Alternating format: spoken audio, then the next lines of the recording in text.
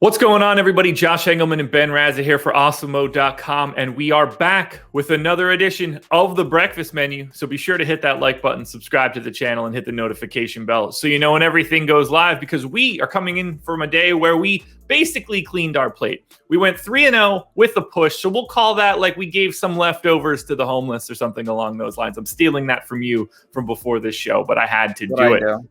3-0, man. We'll take it. I was 2-0. I did my part. That's fair. Look, my push happened bottom of the fifth, gave up one additional run. It was not great. Plus, I liked Dylan Bundy yesterday, and he's the one that wasn't looking so great at the end of the inning. Wasn't helpful, but we'll take what we can get. No losses on the books for yesterday, and that's all we can ask for.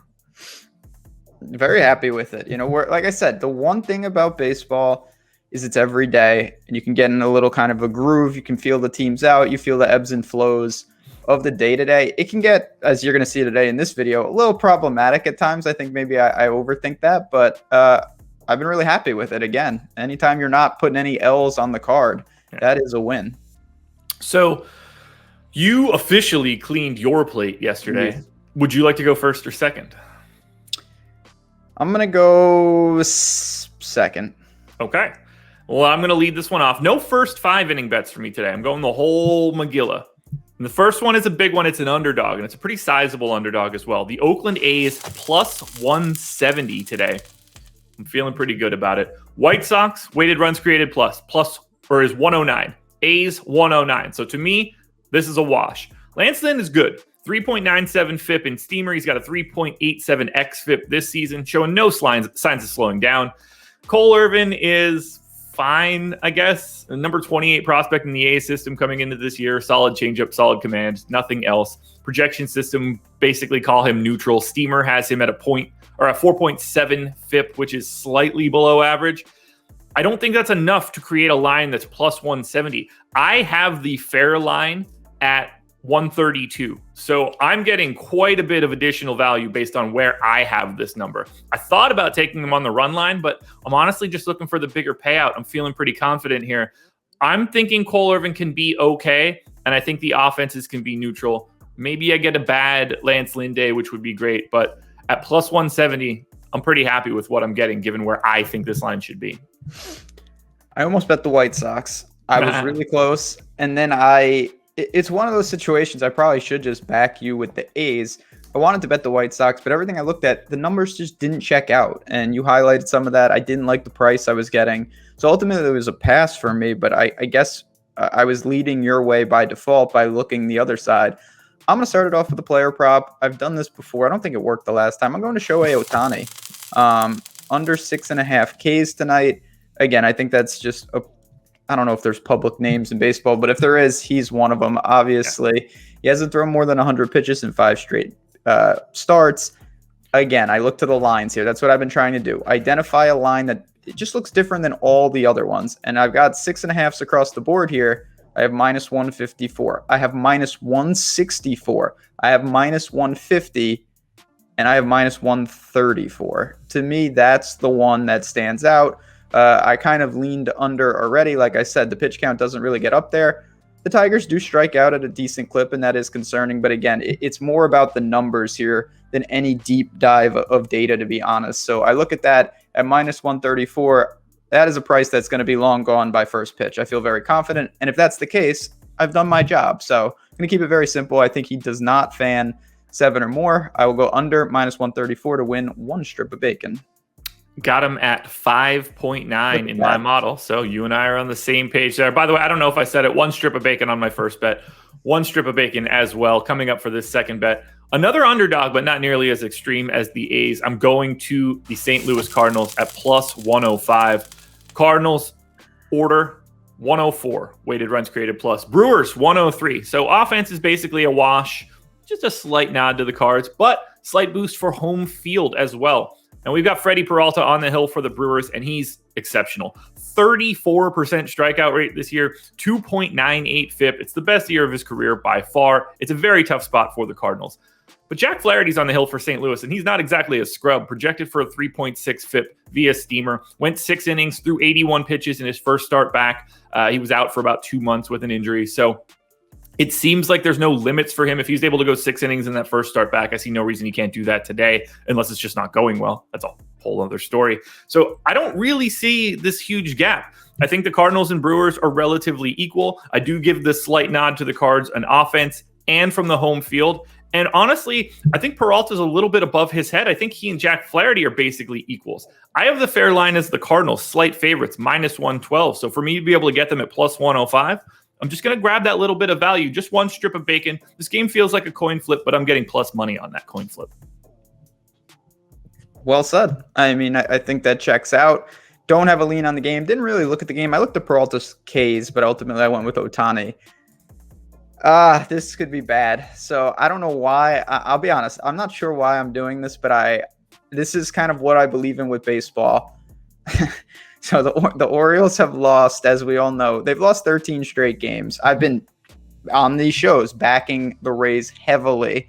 They've lost 13 straight games. They've given up 5 or more runs in every single one of those games. They have lost by more than 1 run in all 13 of those games. If this was like game 8, I'd probably be saying the same thing and look where it would have worked out. But at some point, they have to turn it. And the line, as I talked about yesterday, I got the Rays -1.5 at +100. The day before it was like -110 or something like that. Now it's way higher. It's up to -170 today. I'm going to do the disgusting thing. I'm going to back the Orioles plus a run and a half. I'm getting +150 on that. And to me, at some point, it's going to randomly turn. And this is the time to do it. The pendulum has swung too much now. It's hard to give any concrete data when you've said that they've given up 5 or more runs in 13 straight, and they haven't even been remotely close. But again, this is baseball. The Orioles are nobody's this bad.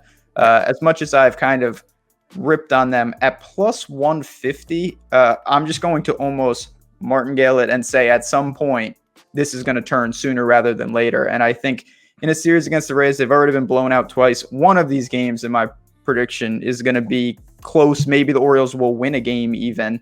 And I'm going to kind of start jumping on it at +150 is just too much. It's as simple as that. So even though this feels gross, at this price, I'm going to buck the trend. I've already got some good funds in the bank from the Rays the last couple of days. I'm going to use some of that one strip of bacon that I've accumulated to go to the other side and say that Baltimore somehow, some way breaks this streak. They don't even need to win the game. Can they just keep it respectable? I think the answer ultimately in the next couple of days will be yes.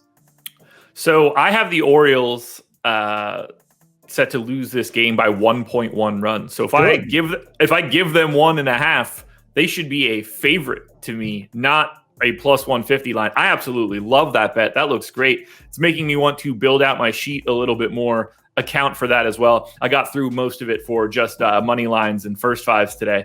I'm going to add in those run lines because that is a tasty number. I'm with you 100%. Grab the Orioles today if you're getting that plus money, man. It feels awful, but again, the lines have now overreacted too much to this. There's definitely some just random variance. The fact that they've lost 13 straight this badly, they should not be +150 in these spots going, even though they're awful. It feels terrible if they lose 10-0 again today, but you know what? Long term, I actually really do like the spot, and that's why I completely deviated from my strategy. I was backing the Rays, and now I'm going to back the Orioles. You can make a really good case that you should be putting more than one strip of bacon on that bet, which sounds insane. I can't do it. But yeah, listen, it was a spot I was not looking to get involved with, and those are the best type of spots when the numbers, they almost force your hand, and that's when you know you've probably created a pretty good spot for yourself. I'm gonna take a look at that one deeper later today. I like that a lot. That's 2 bets up, 2 bets down. We're coming in off a 3-0-1 day yesterday, and I'm feeling pretty good about this one. But honestly, the 2 numbers I've got, I just need to win one, and I'm positive money. So I'll take what I can get there. I'm super anxious to see how this Orioles game plays out. The Rays are going to be up by 75 runs in the first inning, and this one's just going to be over. And we're going to come back with our tail tucked between our legs. But for now, that's all we've got. PGA Contenders, you and I recorded that yesterday. I don't know if it was posted yesterday or if it's coming out today, but keep your eyes peeled for that one. You know we're going to be here tomorrow and Friday for more breakfast menu. We're going to talk a little bit of UFC either tomorrow or Friday. I'm not entirely sure as of yet. Probably Friday, but I don't know. You'll know more than I would. Anything else you want to touch on before we get out of here? No, I've been giving this update a lot, but college football is 10 days away, and you better get ready for the season. We have team previews and depth charts live on the Awesemo.com site. Just go to the college football tab. You're going to see all those. They're completely free right now. Matt Kajeski has put together a straight Bible of what you need to get ready for the season. So go check those out. Listen to Betting You, our college football podcast, and then get inside the ropes for the season because there's a lot of money to be made in those college streets. There we go, everybody. Thank you for joining us. Hit that like button, subscribe to the channel, notification bell, subscribe to all the channels, regular Awesemo, Awesemo Odds, Awesemo Fantasy Football. It would help us out a ton. But those thumbs ups, that's what we're looking for. We'll catch you again tomorrow morning. Good luck on your bets tonight. This is The Breakfast Menu.